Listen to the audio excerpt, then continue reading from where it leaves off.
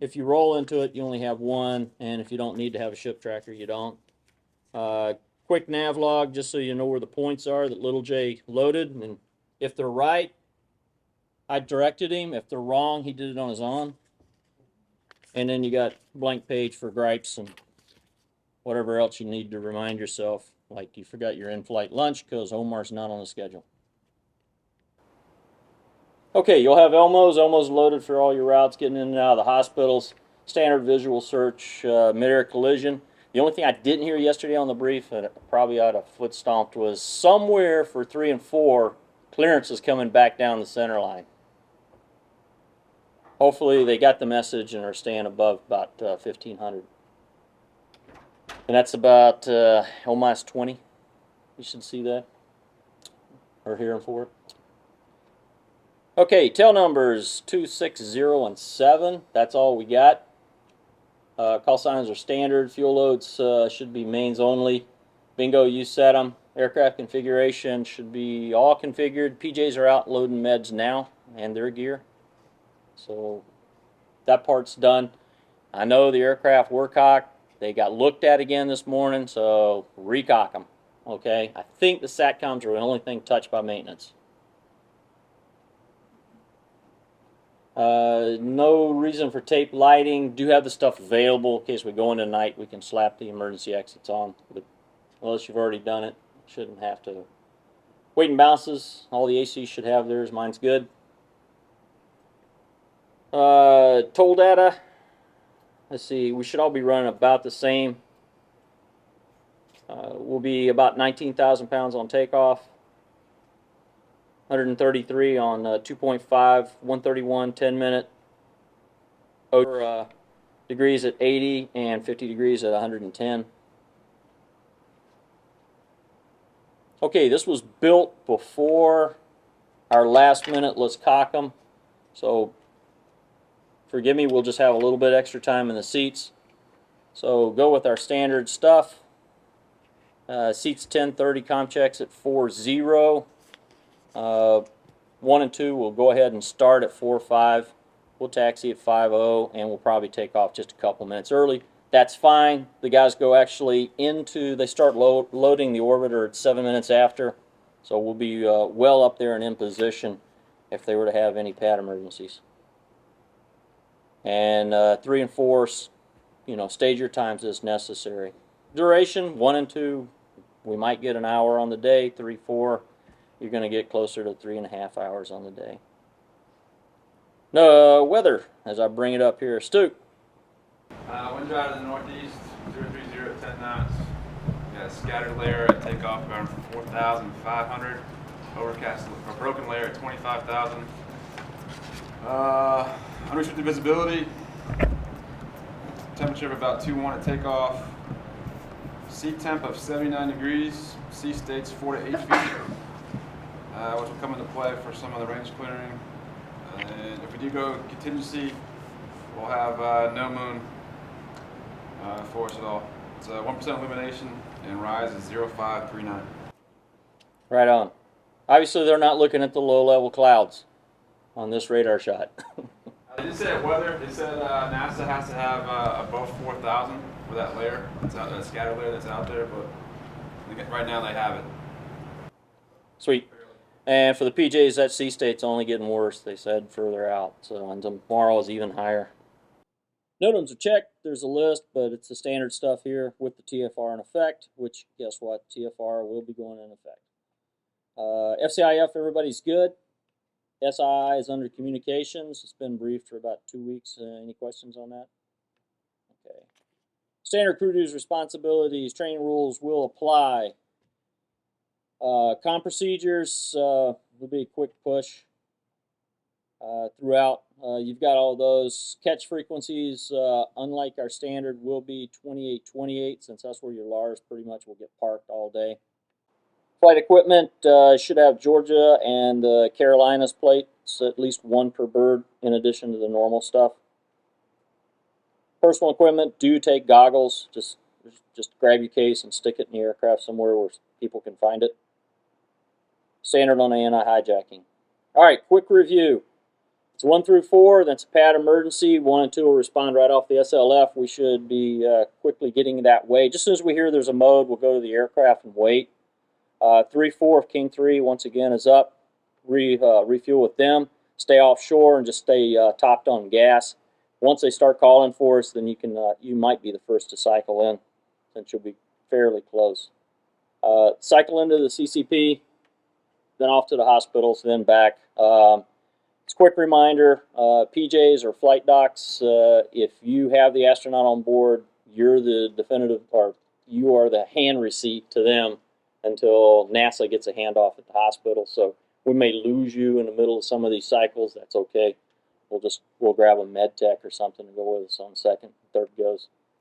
So stay with the astronauts. I don't know what they would spout, but apparently NASA is real nervous about it.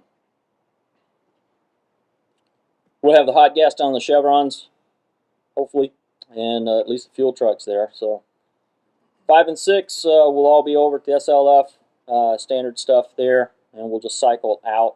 And as necessary, there won't be any of the junk on the aircraft. 7's where it gets a little ugly. Search 1 will be rolling. Hopefully, just the moment we know that there's a 7 going on, they're starting to throw bundles. We'll just throw them all. I'm not going to wait for a wet or dry call. We'll throw all the bundles, both 2 and 3, make ready for the CFR guys.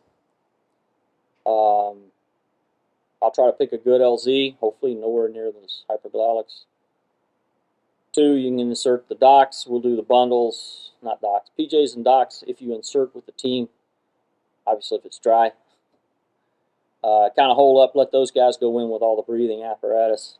Let them set you a clean, dirty line, and then stay on the clean side, please. We'll get the bundles in. 3, the same thing. Docks, PJs, if you're deploying, dry.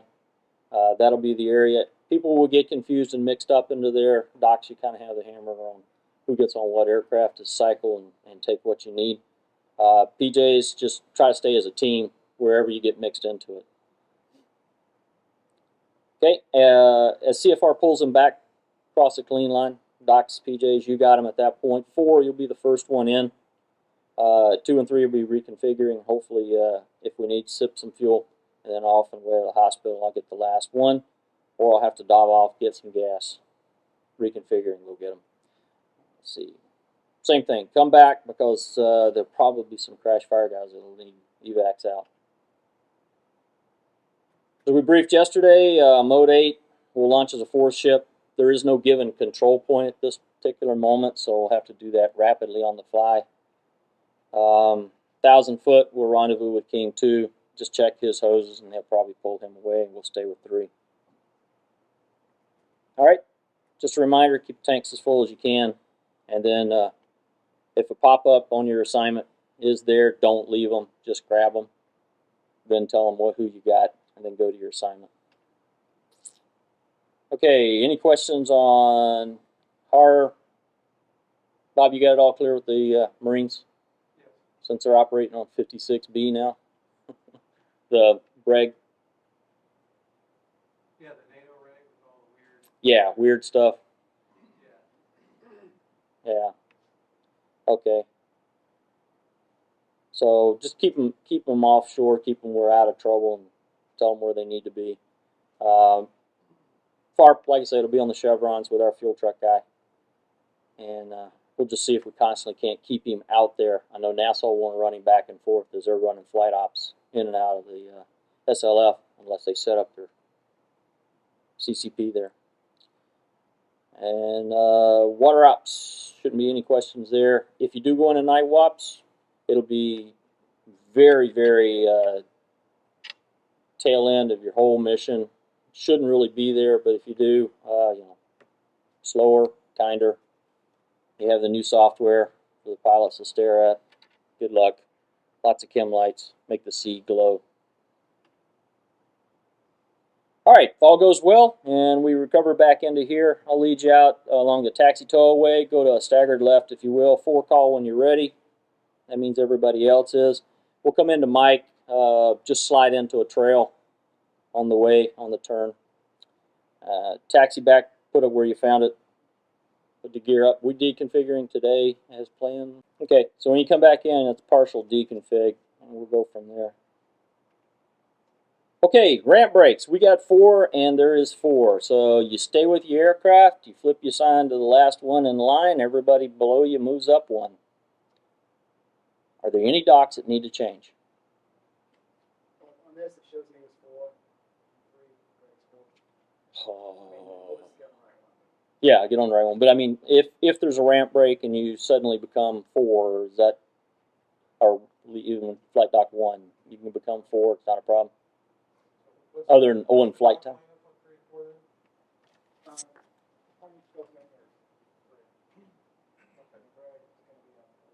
that doesn't really matter, but all the medical side, that's what it's like.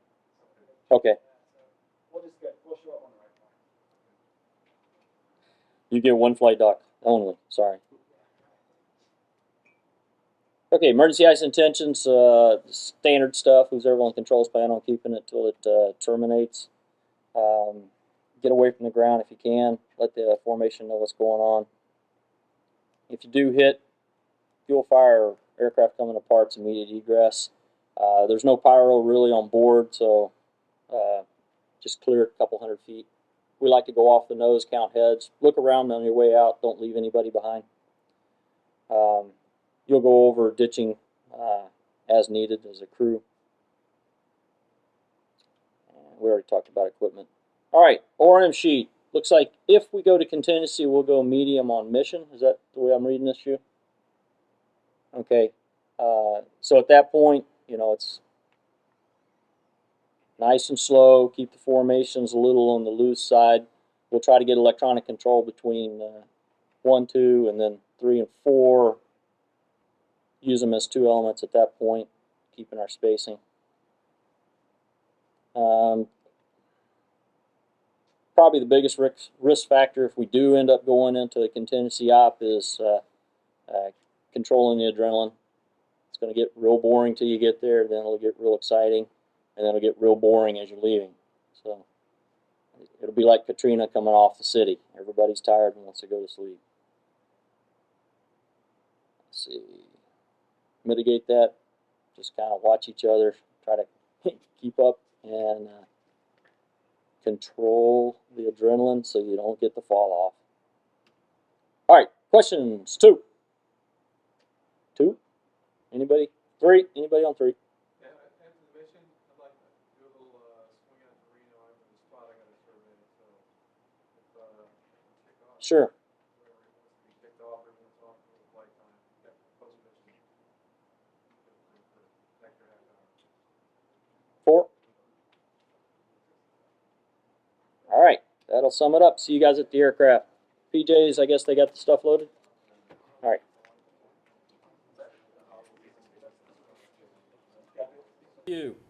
It's 1 through 4, that's a pad emergency. 1 and 2 will respond right off the SLF. We should be quickly getting that way. Just as soon as we hear there's a mode, we'll go to the aircraft and wait. Sure, it's David Blackburn, and I'm a Lieutenant Colonel, Air Force Reserves. What just happened here? As if I just walked in the room, I'd never seen this before. What just happened in this room a second ago? Well, what we do is we put 4 or 5, possibly, we call them jollies, Jolly Green Giants from rescue in Vietnam.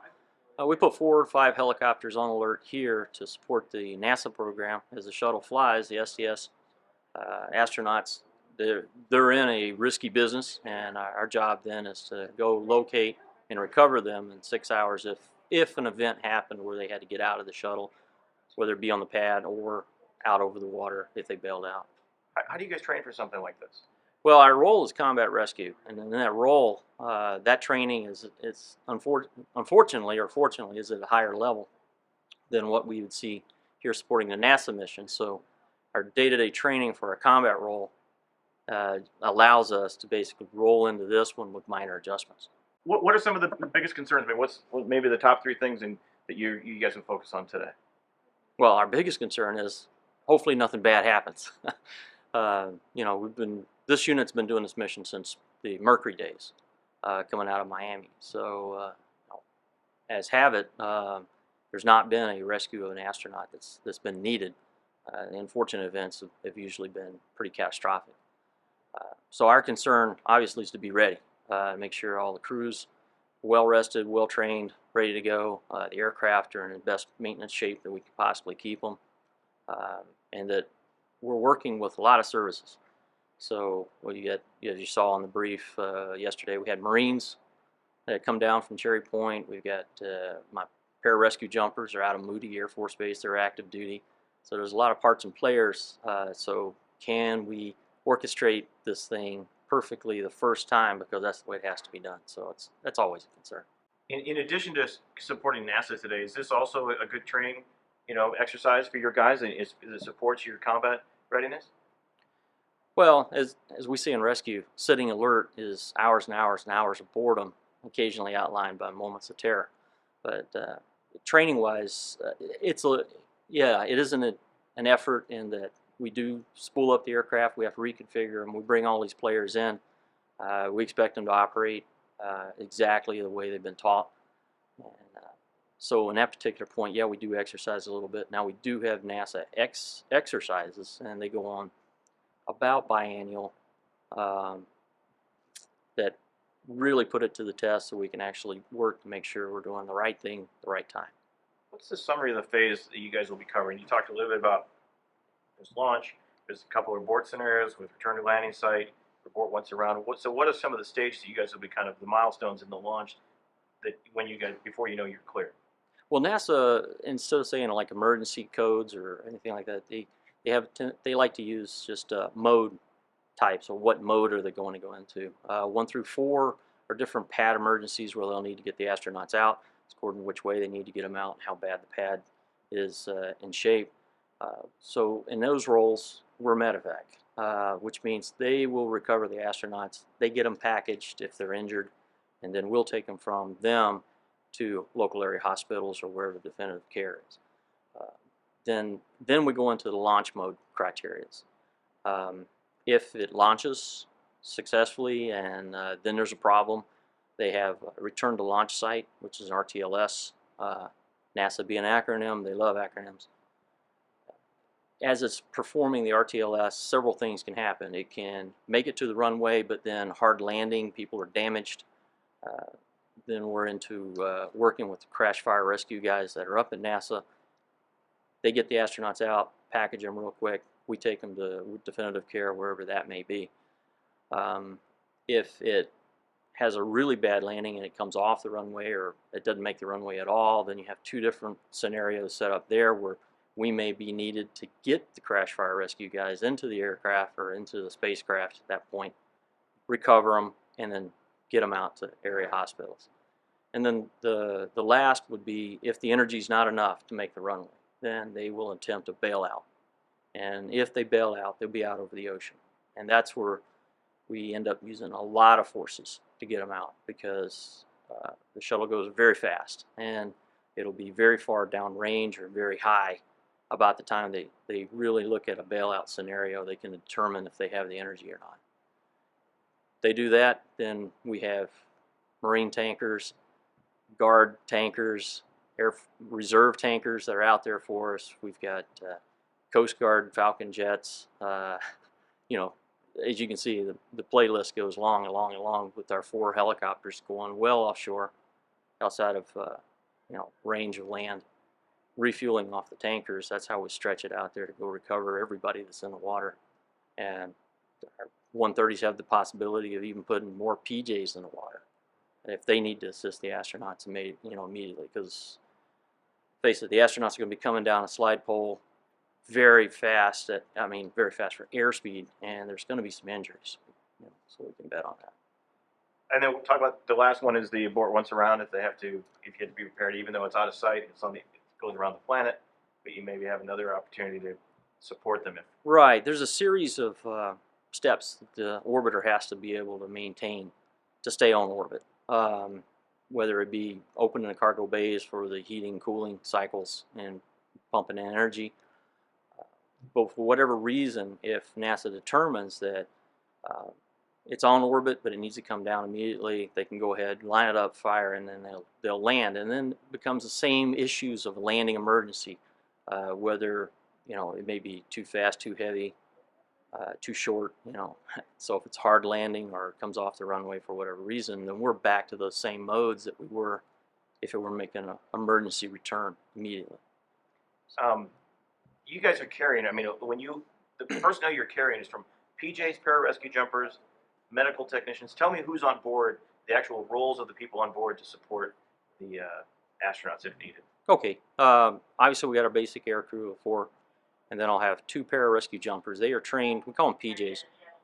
They're trained in medical. They're also trained parachute, underwater, skiing, you name it. You know, they are an extension of our aircraft to go ahead and get out there, package the individual, keep them alive until we get them definitive care. On top of that, NASA has trained, specially trained some flight surgeons. Flight surgeons or doctors, usually first in trauma care and injuries dealing with flight, decompression, those type of things, so that they're more attuned to what an astronaut's physiological body may be going through. So they're on as our leader for medical issues. So they will be doing the primary treatment with PJ Assist of any astronauts and determine to what hospital or what level of care is needed for the astronaut. Okay, my last question. So sum it up for me. So we're looking at, you guys have a lot of training going into today, but hopefully it won't be needed, but it's there if NASA calls on you. I mean, tell me about, you know, in a summary statement, the mission today is to support, but maybe not needed or something like that, if that's true. Yeah, the mission statement is to be there in case an event happens where retrieval and medical attention is needed to the astronauts to move them from the point that they are injured to definitive care, and do that in the most the quickest method. Take another run at that, because I liked what you were saying there. Okay. So I mean, yeah, the overall mission, in a nutshell, today is for the military to be trained, prepared, and ready in the event that something happens where the astronauts are needed to move from an event where they have been injured and they need immediate care and maintain that care as we take them to a place that gives them definitive care to ensure that that astronaut, 1, survives, and 2, is, you know, retained and regained back into the astronaut program as a national asset. Perfect. How long have you been here? I've been here 11 years. Okay. So I've been doing this mission for 11 years. Okay. I mean, do you personally enjoy it? Is it something? Is it a break in the normal routine, I imagine? It's a break in the normal routine, and it's also something where, like, you see immediately your support going to a national asset. So all of us here have deployed. Most of us just got back from Afghanistan. Actually, all of us have deployed several times. Usually in a role there, you may be sitting alert for days and you don't see the end result. Unfortunately, this last trip we were really busy, so the guys are actually tired. So this is a break, if you will, from that type of routine, and that actually gives you a different focus.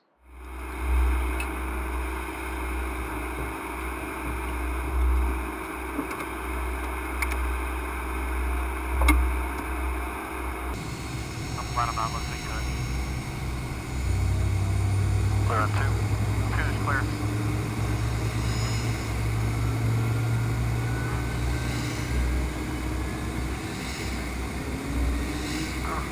Stars in, and she had a nice continuum. Drops in times. Noted.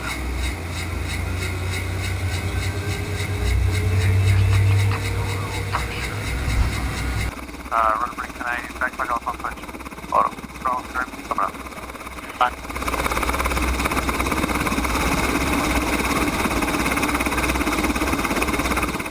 Shift out. Roger.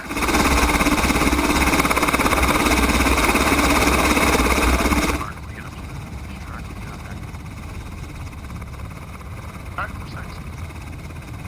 Cool, computer reset systems. Air check. Nav system. Nav. Shock. Shock remote, transducer down. Alright, we see you. See you in a bit. You tried to help us, but you couldn't. Do not move. North is clear. Damn.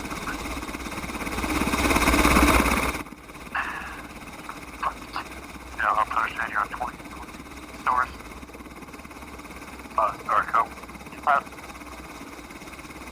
East area. Shuttle transient, transponder. Stand by. Exterior lights, you got the right one. Yeah, 5041, exterior lights, 76.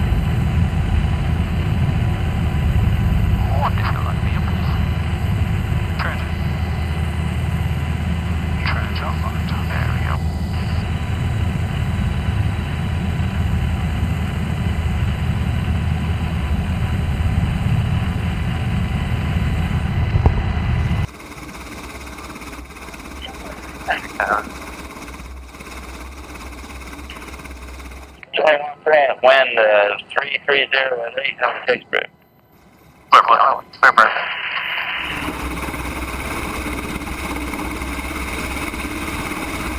CG looks good.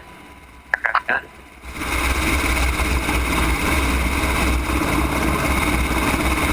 It's 10 foot. What do you think of it? On? Yeah. Just a north works. Alright. Very good. Okay, going. Off. Thank you. And ask please get any alibi.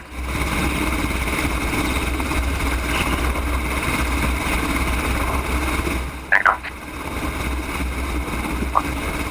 And go ahead and roll 6, 3, and 4. Now 1. One. And 3 was the only one that started out together. Does he have to check something?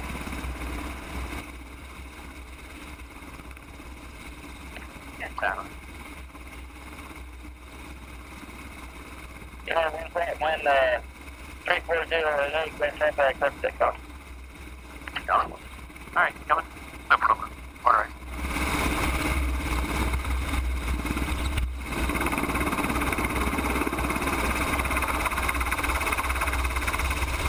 And tell Mom and brief us for instance. Unity Surgeon, here at Act 1 on 117 for comm check, over.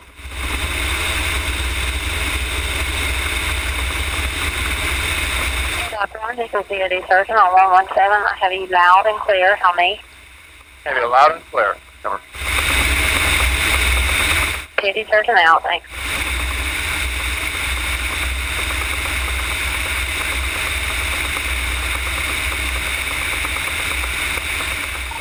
Kennedy EMS, here at Act 1 on Midnight 117 for comm check. Here, Doc 1, this is Kennedy EMS 115. Have you loud and clear? How many? Have you loud and clear, sir. Thank you very much. We're in route.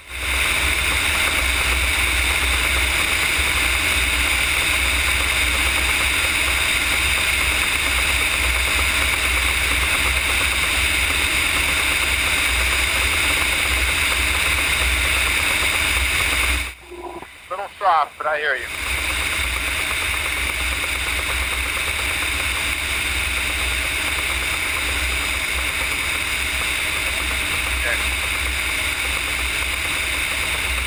Duty Surgeon, Kennedy EMS 115. Kennedy EMS, this is DoD Surgeon on 117. Go ahead. Yeah, Melinda, if you want to just walk back and give them loud and clear, I'll relay that. Okay, sounds good. And I did copy y'all on each area. Thanks.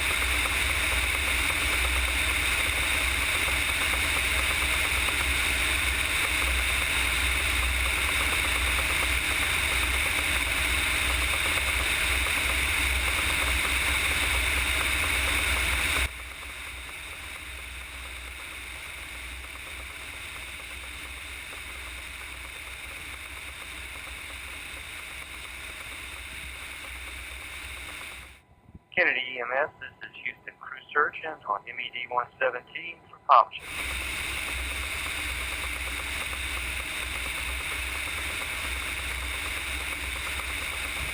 Crew surgeon, this is Kennedy EMS 117. You're loud and clear. How many? I'm clear, Phil. Crew Surgeon out.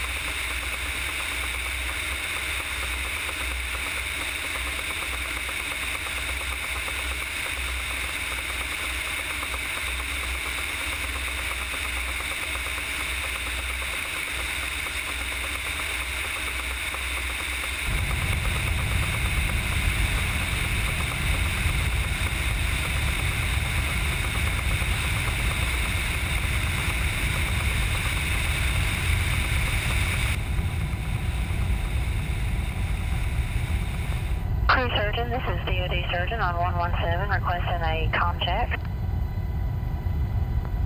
DOD Surgeon, this is Crew Surgeon here. You're loud and clear. And you're loud and clear also.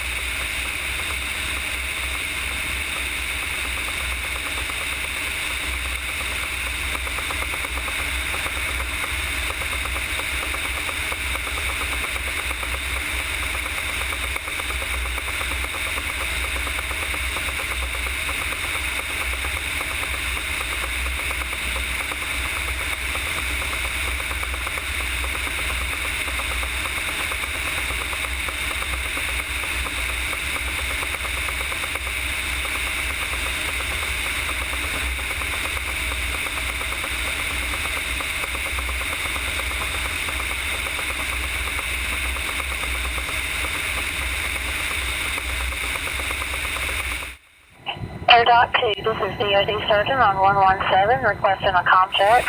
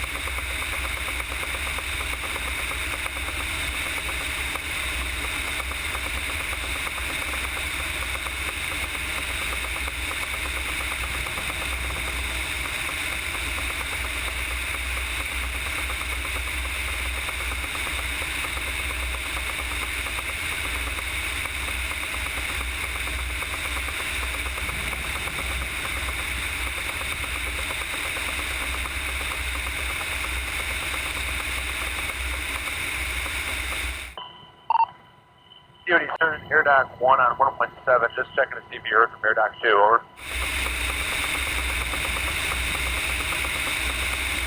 Air Doc 1, this is DOD surgeon on 117. I have not yet had comms from Air Doc 2. DOD Surgeon, Air Doc 1, we have a visual, they're en route, so I don't know what's wrong with this comm, over. Okay, we have them on the BF2s as well, so if you don't mind when you land, check with him and make sure he's got good comms, and if we need, we'll get RVSE out there. Air Doc 1 out, coming. Be surgeon out, thanks.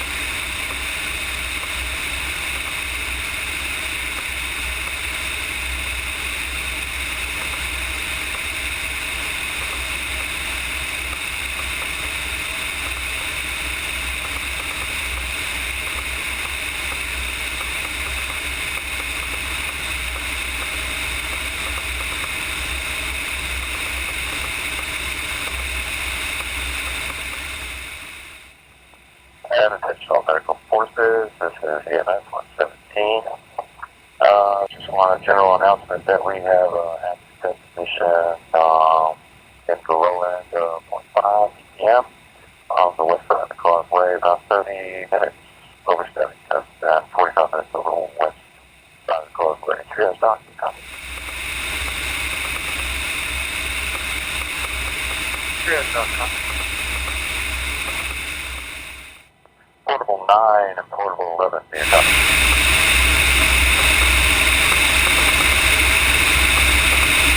Portable 9.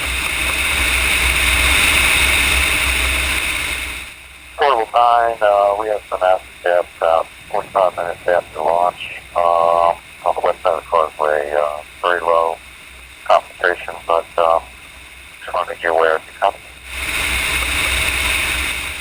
I copy.